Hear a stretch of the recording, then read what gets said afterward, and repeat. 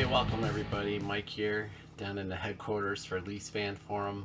Thanks for tuning into the podcast.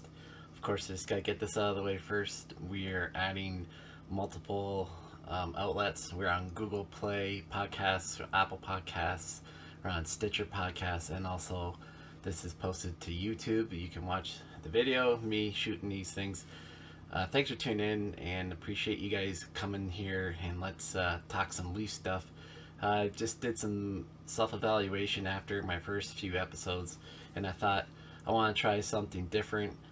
I don't want to talk about the games so much as a breakdown and give you a recap, because you could always just tune into the sports stations and get that and watch your phone, and all those stats are all available.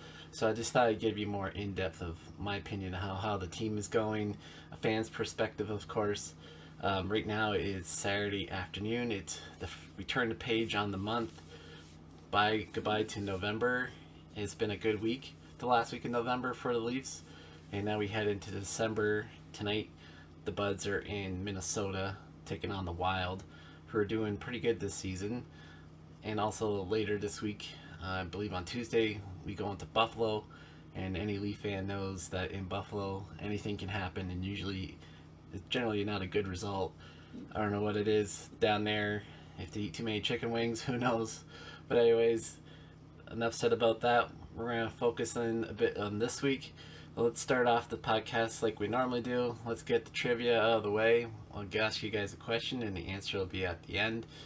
Today, the question is, who's been on the ice for most goals against in a career as a Toronto Maple Leaf? So, let's move on, guys, and talk about games earlier this week. The Leafs played Boston, and they beat them, and we're currently on a 3-game win streak. We beat Philly on Saturday 6-0. We also played the Sharks this week, and we beat them 5-3. And the most notable news of the week, of course, is holy Mackinaw, Austin Matthews is back. He came out into the media a day or two before the Shark game saying he was ready to play. And, of course, they're going to say, what doctor isn't going to keep this guy out of the lineup? Babcock's been itching to get him back in. He's missed total of 14 games. He got injured in the first period against Winnipeg, and we won that game. We came from behind. That game doesn't count, but we went 9-5 with him out of the lineup. But if you count the Winnipeg game, we went 10-5 because we came back and won that game. He was injured by Trouba, a hit by Trouba in the first period. So we've done very well without him, but man, it is great to get him back in the lineup. And as you saw on Wednesday night, the power play was just that more lethal.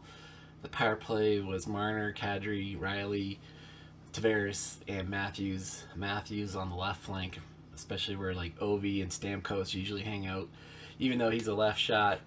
And he bagged 2 goals on the night, and it was just like old times. Him and Tavares trading goals. It's like at the beginning, early in the season. The power play was scintillating. It went 3 for 4. It bagged 3 for 3 early in the game, and the Leafs were using their speed. Unbelievable. Great win. Earlier in the week, Sparks played on Saturday against Phillies. He got a shutout, and that's not even good enough to get him the next start. We put Anderson back in the net. Anderson now is career 11-1 against Bruins in regular season play. He went in game 10-1, of course. So he boosted his stats, and by far best goalie the Bruins have ever faced. I think over 6 games played, he has the best record against them. So a lot of positives to take from this week. I want to touch on the Boston game a little bit here. I thought the Leafs had a really good first, and then the Bruins had a really good second. And it was a fairly tight third period, and the Leafs pulled it out. So that was a good win for them. Though Bergeron and Chara weren't in the lineup, but you could say Matthews and Nylander wasn't in our lineup either. So the team is on this little winning streak. Looks good. Going into Philly tonight. It's not a team you see very often. I believe Zach Parise still there, Suter. So those guys are always the mainstay there for the last few years, and they compete in that conference. in the Western Conference and in division with Chicago, so they're used to playing stiff competition. But seems this year that conference and especially the division has weakened a little bit. Uh, right now, it's just that when I'm doing this podcast, it's shortly after 1 o'clock on Saturday afternoon, and we're still waiting for Nylander to sign. He has a deadline to 5 p.m. and I've been watching my phone every couple hours this morning, tuning in, and reports are saying that the Leafs are not going to trade him. Haven't felt like they've gotten good value in the offers, and now it's just, is Nylander going to sign or is he going to sit? Who's going to blink first? He's got to get his name on a contract by 5 p.m. Eastern time, and man, getting him extra in the lineup would be great. And one topic I want to bring up is Austin Matthews. When they signed Tavares, they gave Marner on his line. And of course, the thinking was Nylander would play with Matthews. But now that Nylander may not sign, against the Sharks, Matthews played with Kapanen and Andreas Janssen. And that's not particularly, as you'd say, like, type of guys you would think at the beginning of the season who would be playing with Austin Matthews. Kapanen's had a great start to the season. He can skate like the wind. He's got 10 goals already, a couple short-handed ones. He's been all the more you could ask for. Janssen's picked up his game lately. He's got the hat trick and stuff. But these aren't the top flight forwards that you would expect to be playing with Matthews, and you wouldn't think he'd be ecstatic playing with them either. One statistic I saw before he got injured, and talking about Austin Matthews, is that he was only ranking 75th in the league in ice time for forwards. Now you imagine the offensive output he's putting out at those type of numbers. And again, this is his first game back. Midway through the third period, he only had 15 minutes played. I'm not exactly sure what he finished with, but seeing that the Leafs are in the lead, I'm sure they were just rolling the lines through. So he probably ended up somewhere around 17 minutes or so.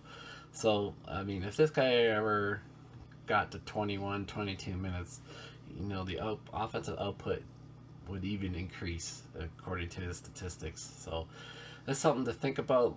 You know, as the Leafs get deep, if Nylander signs, there isn't going to be as much ice to go around. So these guys are only going to average about 18, 19 minutes a night, and especially they're going to get, a minute 15 on the power play. Now that's going to be a good chunk of the time too. So, but lately, it seems a lot of the games there hasn't been as many power plays lately. But the Sharks game there was 4, so that was interesting. But recently they played some games that wasn't even a penalty called. So let's just talk about. Again, we're in Minnesota tonight. We're into Buffalo on Tuesday. Of course, there's always a lot of Leafs fans in Buffalo. I used to be one of them, but I don't go anymore. I've sat and watched them get beaten plenty of times, but now I have a young family, so I don't have the opportunity to go. I will start going again sometime soon, I hope. But it's always something with anxiety watching them play in Buffalo, because you never know what's going to happen. They usually bust down on game day. And I don't know if they should try something different and come the night before and sleep over in a hotel. But being so close to Toronto, they get that exemption. They can travel on game day. So, all right, guys, I'm going to wrap up the podcast here. It's exciting. We're getting healthier. Matthews is back. Freddie is playing great in net. The defense is doing well. We have the best goal differential in the league at this current point, and we're about quarter way through the season, so that's a good indicator where it's at. It's just a lot of excitement falling around this team, and seeing that power play click and the confidence of the guys are just improving is fantastic. So I'm gonna wrap it up here. We're gonna come to the trivia answer here, and who was on the ice for most goals against in the Maple Leaf career? That'd be Boris Salming. He has actually almost 1,000 more goals than the next closest guy. He played here the longest and played here one of the worst stretches in franchise history based on wins and losses. So anyways, he's one of the all-time Leaf greats though, so that's interesting to see though that he has some poor statistics in the goals against, but You know, everyone appreciates him for being one of the first Europeans to come into the league. He took a lot of abuse, but he was a horse and he stood up for himself. Guys, I'm wrapping it up here. Thanks again for tuning in, Leafs Fan Forum. You can contact me at leafsfanforum@gmail.com if you have any conversations or topics you want me to touch on. Ask any questions, that'd be great. You also can leave the comments in YouTube too. I'm also on Twitter. And, we'll be adding more social media as we go and get this thing going. Thanks for tuning into this, and we'll catch you on the next one. Go Leafs, go.